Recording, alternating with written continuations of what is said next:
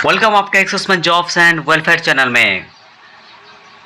आज हम बात करेंगे वैकेंसीज के बारे में जो कि रेलवे की ओर से जारी की गई है। पूर्व सैनिकों के लिए बम्पर वैकेंसीज है। 1100 से भी ज़्यादा पोस्ट पूर्व सैनिकों के लिए है। तो इस वीडियो में हम डिटेल से जानते हैं। चैनल को आपने सब्सक्राइब कर दिया होगा, नहीं किया है तो ज़रूर करें। Government of India ministry of railway recruit board की तरफ से ये नोटिफिकेशन जारी हुआ है, जिसकी डिटेल्स यहाँ पे बताई गई है। ऑनलाइन के माध्यम से आप इन वैकेंसीज के लिए अप्लाई कर सकते हैं। 15/5/2026 से लेके 14/6/2026 तक लास्ट पेमेंट वगैरह 16/6/2026 तक जमा कर सकते हैं। मॉडिफाई करना है, एप्लीकेशन में कुछ करना है तो उसके लिए 17/6 से लेके 26/6/2026 तक आप कुछ जो भी करना है कर सकते हैं। उसके लिए विंडो खुला रहेगा। बात करें पोस्ट की तो असिस्टेंट लोको पायलट एलपी की पोस्ट है। लेवल 2 की सैलरी है। 19,900 स्टार्टिंग है। उसके अलावा जो भी डीए है अन्य भत्ते हैं वो इसमें मिला करके दिए जाएंगे। तो अच्छी खासी सैलरी आपको देखने को मिलती है। A1 कैटेगरी का मेडिकल होता है। 30 साल मैक्सिमम है। 11,127 टोटल वैकेंसीज है। अब जिसमें कि 10% वैकेंसीज पूर्व सैनिकों के लिए होती है ESM के कोटे के अंतर्गत। यहाँ पर जो जानकारी आगे बताई गई है, कुछ जनरल इंस्ट्रक्शंस दिए गए हैं।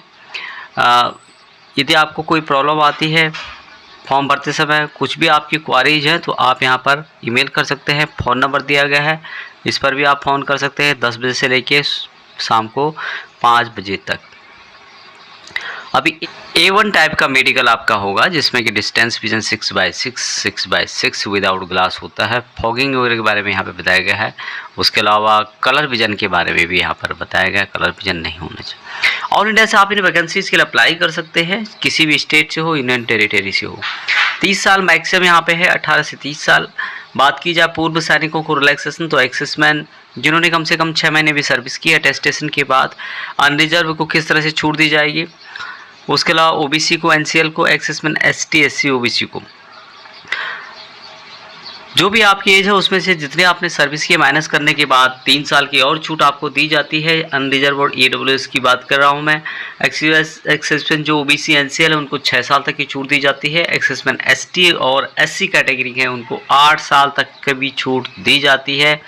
तो यहाँ पर काफ़ी छूट आपको देखने को मिलेगी। एप्लीकेशन फीस 500 रुपये है, लेकिन पूर्व सैनिकों कुछ कैटेगरी है 250 रुपये आपको देना होगा। मात्र 250 रुपये भी CBT 1 जब आप देंगे तो आपके अकाउंट में आ जाएगा। कुछ थोड़ा सा मामूली सा डिटेक्शन होगा जो कि बैंक चार्जेस के काटे जाएंगे।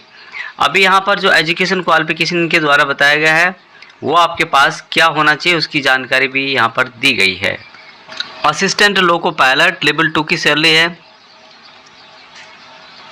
A1 मेडिकल है। क्या होना चाहिए यहाँ पर, मैट्रिकुलेशन प्लस NCVT या फिर SCVT से रिलेटेड ट्रेड, जिसमें कि फिटर, इलेक्ट्रिशियन, इंस्ट्रूमेंट मैकेनिक, मिल राइट या फिर maintenance mechanic, mechanic radio and TV, electronics mechanic, mechanic motor vehicle, wireman, tractor mechanic, armature and coil vendor mechanic, diesel, heat engine Turner machinist, refrigerator and air cooler जो conditions होते हैं उनके mechanic.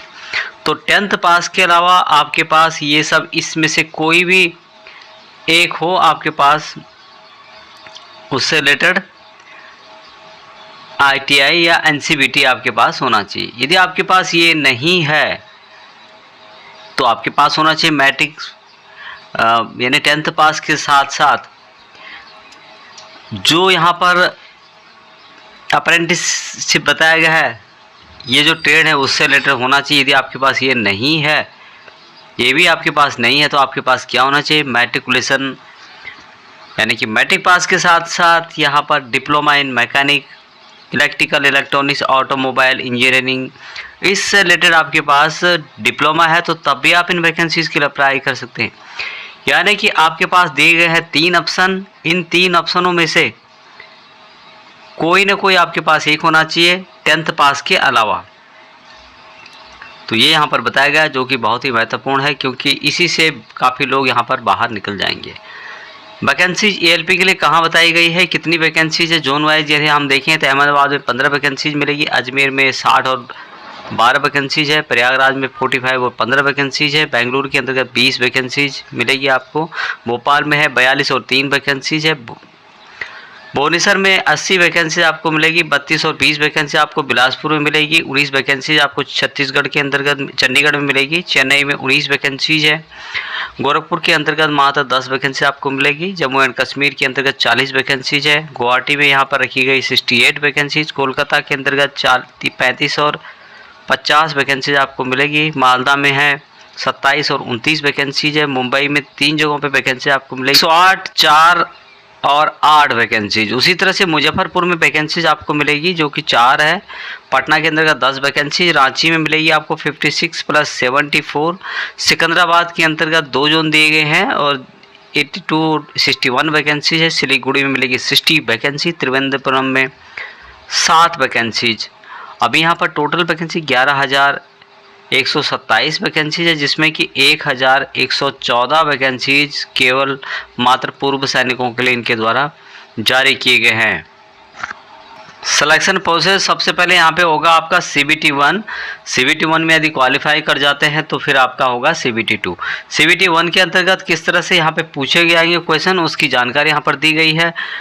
कितना duration का paper होगा वो भी बताया गया है। नंबर ऑफ क्वेश्चंस क्या होंगे। नेगेटिव मार्किंग आपको 1/3 देखने को मिलेगी। और कौन कौन से सब्जेक्ट को कवर किया जाएगा, कंप्लीट जानकारी आप वीडियो को पॉज करके भी देख सकते हैं। उसके अलावा यहाँ पर होगा CBT 2। CBT 2 भी यहाँ पर नेगेटिव मार्किंग भी आपको यहाँ पे देखने को मिलेगी, जो कि हर किसी में आपको देखने को मिलती है। उसके अलावा यहाँ पर टाइम देख रहे होंगे आप लोग, कितना टाइम का यहाँ पे पेपर होगा। CBT 2 में क्या क्या पूछा जाएगा, किस लेसन को कवर किया जाएगा, उसकी जानकारी यहाँ पर दी गई है। तो आप इसको एक बार पढ़ सकते हैं। नोटिफिकेशन का लिंक आपको वीडियो के डिस्क्रिप्शन में मिल जाएगा। Serving soldiers